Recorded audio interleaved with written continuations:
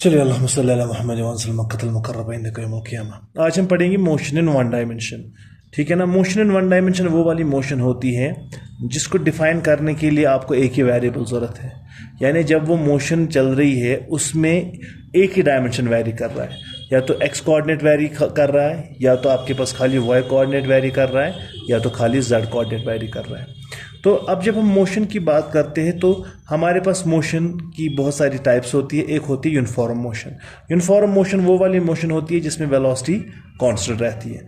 यानी अगर velocity constant रहती है, इसका मतलब अगर आप एक डिस्प्लेसमेंट टाइम ग्राफ लेंगे, अगर हम एक लिखा बेटा, चलो जाओ बेटा, डिस्प्लेसमेंट टाइम ग्राफ है, तो डिस्प्लेसमेंट टाइम ग्राफ आपकी एक स्ट्रेट लाइन बन जाएगी।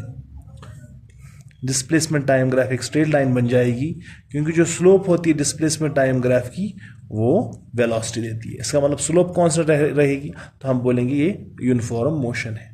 सिमिलरली अगर आप एक वेलोसिटी टाइम ग्राफ बनाएंगे तो वेलोसिटी टाइम ग्राफ जो आपका है वो एक स्ट्रेट लाइन बन जाएगी parallel to the X axis. यानी इस पॉइंट पे भी वही वेलोसिटी है, इस पॉइंट पे भी वही वेलोसिटी है, इस पॉइंट पे भी वही वेलोसिटी है, इस पॉइंट पे भी। तो दूसरा जो हमारी टाइप है that is non uniform motion. Non uniform motion वो वाली मोशन आपकी है जिसमें वेलोसिटी कांस्टेंट नहीं रहती है। तो हमारा जो कंसर्न इसमें जो एग्जामिनेशन पॉइंट ऑफ व्यू से आपका क्वेश्चन आता है वो नॉन यूनिफॉर्म मोशन का वो वाला टाइप आता है जिसको हम बोलते हैं uniformly accelerated motion. Uniformly accelerated motion वो वाली मोशन होती है जिसमें आपके पास जो एक्सेलरेशन है वो कांस्टेंट रहती है। यानी वेलोसिटी तो वेरी होती है इसलिए वो तो नॉन यूनिफॉर्म मोशन है, लेकिन एक्सेलरेशन कांस्टेंट रहती है। अब हमारे पास तीन इक्वेशंस होती है यूनिफॉर्मली एक्सेलरेटेड मोशन में जिनकी डेरिवेशन आपको एग्जाम में उमूमन आती है, हमें वो निकालनी होती है by calculus method. Those are also known as kinematic equations of motion. तो काइनेमेटिक इक्वेशंस ऑफ मोशन की हमें डेरिवेशन देखनी है कैलकुलस मेथड से। एक तो आपके पास है v is equal to u plus a t, और है आपके पास s is equal to u t plus half of a t square, और बेटा आपके पास है v square minus u square is equal to 2a। तो इन तीन इक्वेशंस की हम देखेंगे कैसे हम कैलकुलस मेथड से डेरिवेशन करेंगे। तो नंबर फर्स्ट हम कहते हैं कि एक्सेलरेशन बराबर होती है instantaneous acceleration rate of change of velocity. Instantaneous acceleration का मतलब है acceleration at a particular point. So हम कह सकते हैं कि dv बराबर है a इंटू डी टी के। ठीक है। Integrating both sides, integration of dv is equal to integration of a dt। हम वेलोसिटी की जो लोअर लिमिट है u रखेंगे, अपर लिमिट v रखेंगे, और टाइम 0 रखेंगे क्योंकि टाइम 0 पे कॉरस्पॉन्डिंग वेलोसिटी u थी, और टाइम t पे हम कॉरस्पॉन्डिंग वेलोसिटी v मानेंगे। इंटीग्रेशन ऑफ dv चूंकि ये आपस में इनवर्स फंक्शंस है इसीलिए v के बराबर है। ठीक है ना। तो लोअर लिमिट u है, अपर लिमिट v है, और a निकलेगा बाहर इंटीग्रल ऑफ dt क्योंकि a कांस्टेंट है, ये यूनिफॉर्मली एक्सेलरेटेड मोशन है। So it will be v minus u is equal to a into dt की इंटीग्रेशन बेटा मेरी t आएगी, तो limit 0 to t, so v minus u is equal to a into t minus 0। So v minus u is equal to at, so v is equal to u plus at। So this is the first equation of kinematic equation of motion, and this is the method of calculus method. Now let's go to the second method.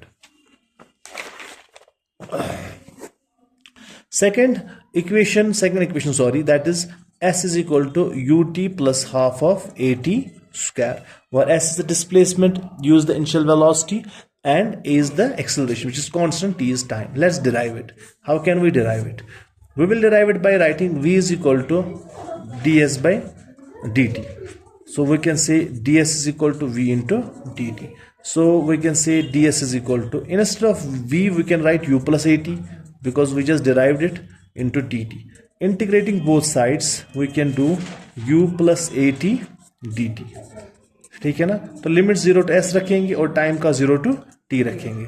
तो integration of ds क्योंकि inverse function है आपस में तो s आ जाएगा।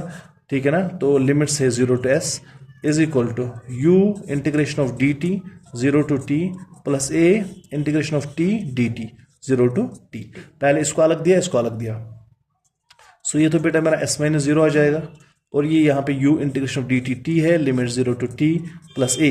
t की integration क्या होती है, t रेज पर 1 की t रेज पर 2 बाई 2, जैसे x की है x स्क्वायर बाई 2, इसी तरह t की है t स्क्वायर बाई 2। ठीक है बेटा। So it will be s is equal to ut plus half of at square, this is a here. तो ये हमारे पास दूसरी इक्वेशन बन गई। ठीक है, तो तीसरी इक्वेशन क्या है हमारी बेटा, v square minus u square is equal to 2as। तो इसमें भी हम स्टार्ट तो करेंगे v से, v is equal to d s by d t, तो ds बराबर आ जाएगा v इंटू डी टी के। लेकिन यहाँ पे थोड़ा हमें ट्विस्ट करना है, हमें एक्सेलरेशन बराबर है dv बाई डी टी के। वालेकुम अस्सलाम। तो dt बराबर dv बाई ए, तो dv बाई ए, तो हम इसको सब्स्टिट्यूट करेंगे। तो बेटा मेरा आप v is equal to d s, sorry is equal to, इसमें आप इसको सब्स्टिट्यूट करेंगे dt को, तो ds v तो v ही आएगा, dt के बदले dv बाई ए आएगा। तो मैं लिखूंगा a ds is equal to v into d v, integrating both sides, a ds is equal to integration of v dv।